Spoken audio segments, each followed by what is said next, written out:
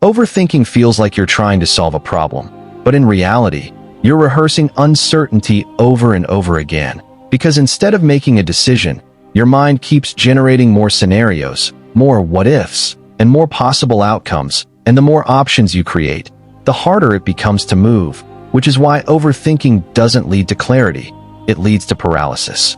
What most people don't realize is that overthinking is not a thinking problem. It is a decision avoidance pattern, because every time you delay choosing, your brain assumes there is danger in committing, so it keeps you in analysis mode to protect you.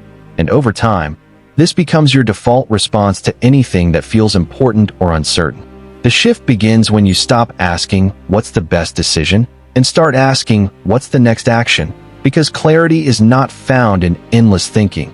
It is built through movement, and once you reduce your focus to the next step instead of the entire outcome, your mind stops resisting as much. You also need to introduce a limit to your thinking, because a mind without boundaries will keep looping. So give yourself a decision window, 10 minutes, 20 minutes. And once that time is up, you either act or you schedule action, and by doing that consistently, you retrain your brain to associate thinking with action instead of delay. If you pay attention, most of the stress you feel is not from wrong decisions, but from postponed ones. And the moment you begin to act, even when you're unsure, you'll notice that the noise reduces, not because everything is solved, but because you're no longer stuck in the loop. And if this kind of mental clarity is something you want to build consistently, you already know the step to take next.